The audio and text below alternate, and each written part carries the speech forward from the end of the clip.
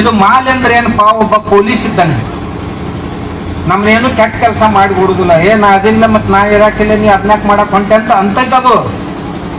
ನಾವು ಮಾಲಿ ಹಾಕೊಂಡಿವ್ ಅಂದ್ರೆ ನಮ್ಮಲ್ಲಿ ಪಂಡ್ರಪುರಕ್ಕೆ ಹೋಗೋರು ಮಾಲಿ ಹಾಕೋತಾರ. ಯಾಕೆ ಹಾಕೋತಿರೋ ಅಂತ ಕೇಳಿದ ಕೂಡ್ಲೆ ನಾ ಎಕ್ಕಡ್ರ ಅರೋದ್ ಅಂಗಡಿ ಕಡೆ ಕಾಲು ಹೊಂಟ ಕೂಡ್ಲೆ ಇವ ಪೊಲೀಸ್ ಕೊಳ್ಳಾಗಿರ್ತಾನಲ್ಲ, ಈ ಕಡೆ ಹೊಂಟಿ, ನಾನು ನಿನ್ ಕೊಳ್ಳಾಗಿದ್ದಾಗ ಆ ಕಡೆ ಹೊಂಟಿ ಬಾ, ಈ ಕಡೆ ಮನಿಗ್ ಕರ್ಕೊಂಡು ಹೋಗ್ತಾನ. ಮತ್ತೆಲ್ಲರ ಯಾವಾರ ಅಡ್ಡೆ ಹೊಂಟಿದ್ನಂತಂದ್ರೆ ನಾ ಕೊಳ್ಳಾಗಿದ್ದಾಗ ನೀ ಎಲ್ಲಿ ಹೋಗಿ ಬಾ, ಈ ಕಡೆ ಕರ್ಕೊಂಡು ಬರ್ತಾನ. ಈ ಮಾಲಿ ಮಾತಾಡಿಲ್ಲ.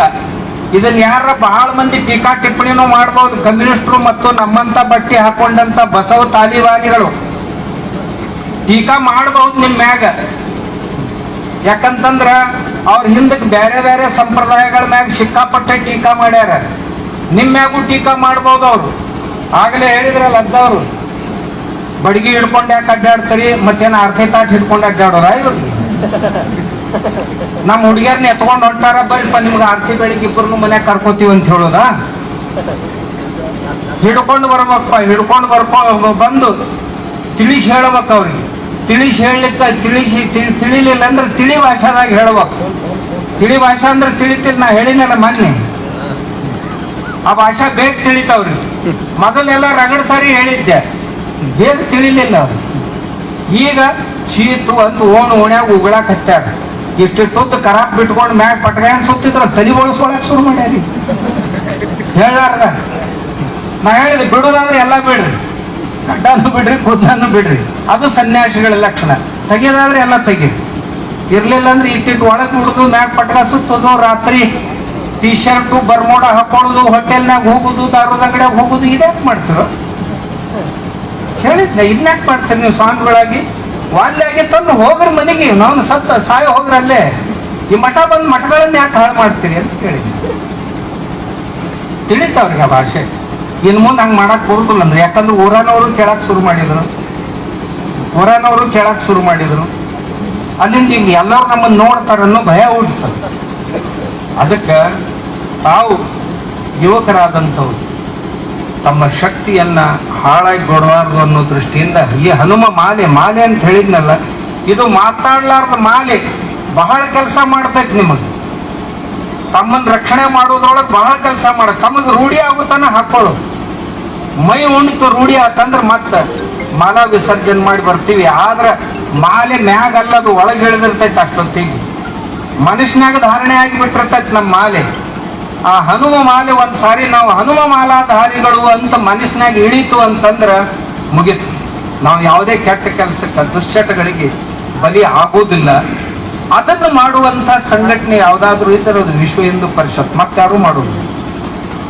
ಆದ್ರಿಂದ ತಾವು ಇಷ್ಟು ಮಂದಿ ಯುವಕರು ನೋಡಿ ನನಗೆ ಬಹಳ ನನಗ ಬರ್ಲಾಕ್ ವೇಳೆ ಇರಲಿಲ್ಲ. ಇವತ್ತು ಖರೆ ಅಂದ್ರಿ ಹನುಮಾಲ ಕಾರ್ಯಕ್ರಮ ಇದ್ರಾಗಿತ್ತು, ಎಲ್ಲಿ ಚಿಕ್ಕೋಡ್ಯಾಗ. ಆಮ್ಯಾಗ ಒಂದು ಅಥಣ್ಯಾಗ ಐತಿ. ಆ ಚಿಕ್ಕೋಡಿ ಅಂದಕ್ಕೆ ನಾವು ಹೂ ಅಂದಿದ್ದೆ. ಇವ್ರನ್ನ 4 ಮಂದಿ ಬಂದ್ರು ಮೊನ್ನೆ. ಎಲ್ಲಿ ಬಂದ್ರು? ದಿವ್ಸಾಗ ಬಂದವ್ರ. ಇಲ್ರಿ ಆ ಚಿಕ್ಕೋಡಿನ ಬಿಟ್ರೆ ನಡೀತೈತಿ, ನಮ್ಮೂರಿಗೆ ಬರ್ಬೇಕ್ರಿ ಅಂದ್ರು. ಮತ್ ನಾ ಬಂದು ಚಂದಾಗ ನಿಮ್ಮ ನೀರ್ ಹಚ್ಚಲಾರ್ದ ತೊಳೆಯಪ್ಪ ನಡೀತೈತೆ ನಂದೆ.